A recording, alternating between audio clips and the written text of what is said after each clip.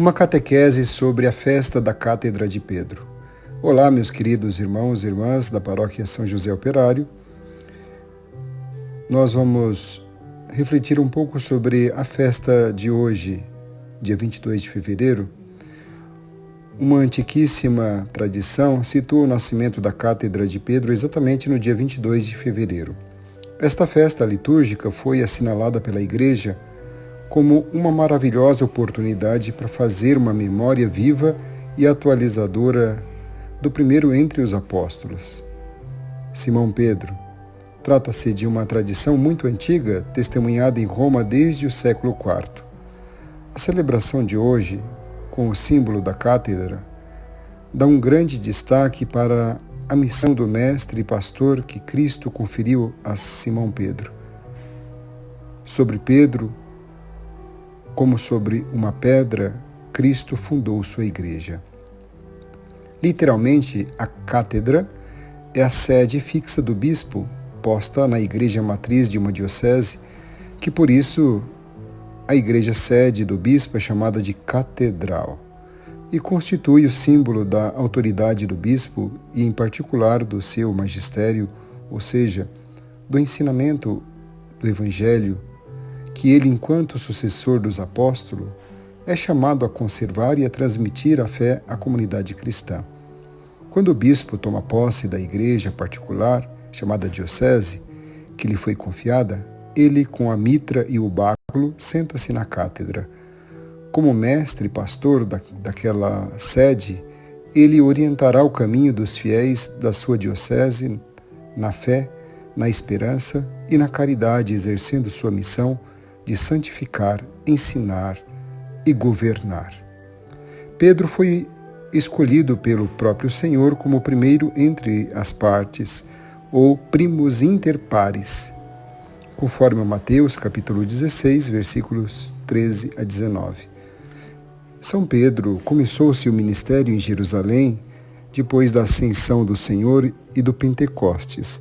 A primeira sede da igreja foi o cenáculo, onde Pedro rezou juntamente com os outros discípulos para que fosse reservado um lugar especial a São Simão Pedro. Em seguida, a sede de Pedro foi em Antioquia, cidade situada à margem do rio Oronte, na Síria, hoje na Turquia. Naquela época, terceira metrópole do Império Romano, depois de Roma e de Alexandria, do Egito. Daquela cidade, evangelizada por Barnabé e Paulo, onde os discípulos receberam pela primeira vez o nome de cristãos. Onde, portanto, nasceu para nós o nome de cristãos. São Pedro foi o primeiro bispo. Dali, a providência conduziu São Pedro até Roma. Portanto, temos o caminho de Jerusalém, igreja nascente, em Antioquia, primeiro centro da igreja acolhida pelos pagãos e ainda unida com a igreja proveniente dos judeus. Depois, Pedro dirigiu-se para Roma, centro do império, símbolo do orbis a urbs, que expressa o orbis, a terra, onde ele terminou com o martírio a sua corrida ao serviço do Evangelho. Por isso, a sede de Roma, que tinha recebido a maior honra, acolheu também o ônus confiado por Cristo a Pedro de se colocar a serviço de todas as igrejas particulares, ou seja, todas as dioceses, para a edificação e a unidade de todo o povo de Deus. A sede de Roma, depois destas migrações de São Pedro, tornam-se assim reconhecida como a do sucessor de Pedro, e a cátedra do seu bispo representou a cátedra do apóstolo encarregado por Cristo de apacentar todo o seu rebanho. Portanto, a cátedra do bispo de Roma representa não apenas o seu serviço à comunidade de Roma, mas a sua missão de guia de todo o povo de Deus. Celebrar a cátedra de Pedro, como fazemos no dia de hoje, significa, portanto, atribuir-lhe um forte significado espiritual e reconhecer-lhe um sinal privilegiado do amor de Deus. Pastor bom e eterno, que quer reunir toda a sua igreja e orientá-la no caminho da salvação. Inclusive, o texto do Evangelho lido na festa da Cátedra de São Pedro fala da profissão de fé de Pedro. Para Pedro, Jesus é o Messias, o Filho do Deus vivo. As palavras de Pedro são uma perfeita profissão da fé cristã. Jesus não é somente o Messias de Deus, isto é, o ungido por Deus. Jesus é também o Filho do Deus vivo. Aqui neste texto, filho não é somente aquele que nasceu de Deus, e sim aquele que atua como o próprio Deus. O Filho de Deus equivale à fórmula Deus entre nós, o Emanuel, vivo, na expressão o Filho de Deus vivo, opõe o Deus verdadeiro aos ídolos mortos. Significa esse Deus possui a vida e a comunica para todo homem, toda a humanidade. Trata-se de um Deus vivo e vivificante, Deus ativo e salvador. Também o Filho é, portanto, doador de vida e vencedor da morte. Crer no Deus vivo e vivificante, doador da vida, revelado por Jesus, implica proteger ou defender a vida em todas as suas instâncias, desde sua concepção, sua duração até seu término neste mundo. Somente quem crê no Deus vivo e vivificante pode acreditar na vida eterna, pois a vida não acaba com a morte, pois Deus é a vida. E vós, quem dizeis que eu sou? Esta pergunta deve ser entendida no sentido semita. Trata-se, neste sentido, de uma pergunta sobre a existência de Jesus e sua missão histórica. A resposta a esta pergunta inclui necessariamente uma opção de adesão a Jesus. Como resposta à confissão de Pedro, Jesus constitui Pedro o alicerce sobre o qual edifica a sua igreja. Jesus também garante que a sua igreja jamais será destruída pelos poderes da morte. Temos que manter nossa fé neste Deus vivo e vivificante, mesmo que nós, como a igreja do Senhor, nos encontremos nas situações difíceis do ponto de vista humano, pois para Deus nada é impossível. 3 marcas que fazem de Pedro, que se encontra com Cristo, o Pedro da fé: a espontaneidade, a franqueza e a confiança. 3 atitudes que têm que acompanhar também nosso processo para aprofundar nosso descobrimento, encontro com o Filho de Deus vivo. 3 qualidades que ajudam cada um a crescer como igreja cimentada na rocha do apóstolo São Pedro.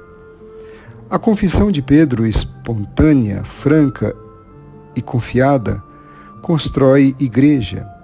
Com esta mesma confissão, podemos fazer a igreja crescer. Todos nós somos do mesmo rebanho.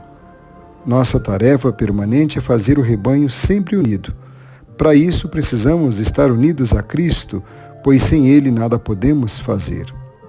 Quando nosso coração não está unido a Cristo, criaremos divisão e desunião entre nós, na família, na comunidade, e isso acaba deformando o nosso rosto de cristão e não apresentando o rosto de Cristo. É evidente que São Pedro pecou, foi fraco naqueles momentos que lemos nos Evangelhos, e possivelmente há muitos outros que as Escrituras não nos revelaram. No entanto, apesar de seus pecados, ele retornou ao Senhor.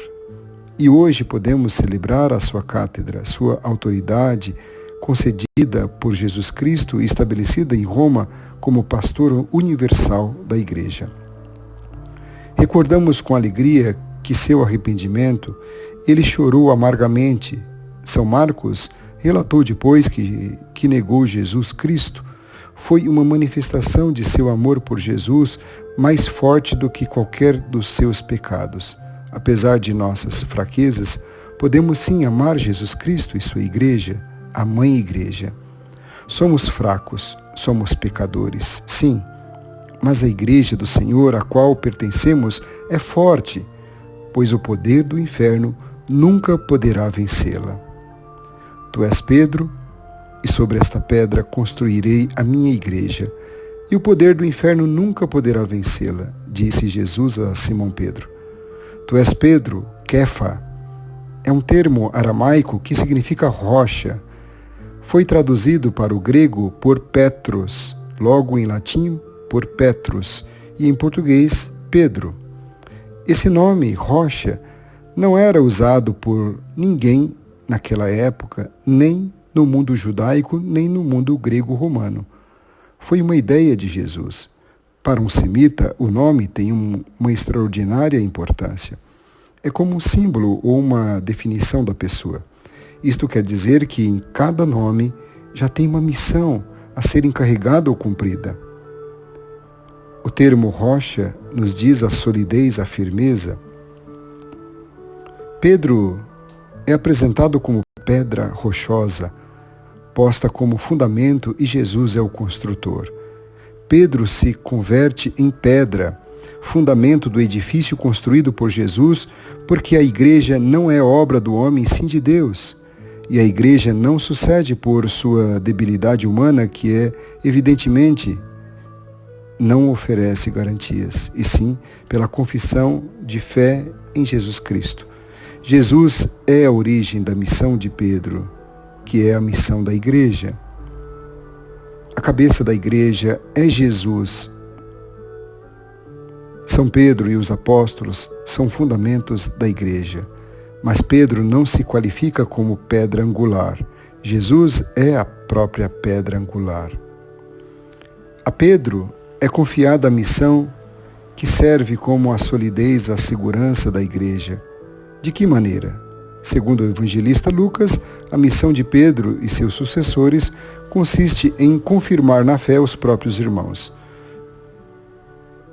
Segundo o evangelista Mateus, consiste em atar, desatar, isto é, proibir e permitir.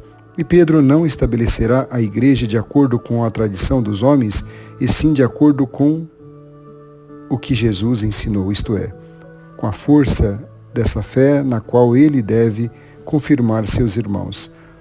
Tendo a fé, a igreja vai para frente. Portanto, façamos nossas as palavras de São Pedro: Tu és o Cristo, o Filho do Deus vivo. O nosso pensamento e o nosso olhar permanecem fixos em Jesus Cristo, princípio e fim de qualquer obra da igreja. Ele é o fundamento e ninguém pode por outro diferente. Ele é a pedra sobre a qual devemos edificar. Recorda o Santo Agostinho com as palavras expressivas quando escreve que a igreja, não obstante agitada e abalada pelas preocupações do mundo, da história, não desaba, porque está fundamentada sobre a pedra da qual deriva o nome Pedro. Não é a pedra que aure o seu nome de Pedro, mas é Pedro que o recebe da pedra. É Pedro que o recebe da pedra. Assim como não é o nome Cristo que deriva de cristãos, mas o nome cristãos que provém de Cristo.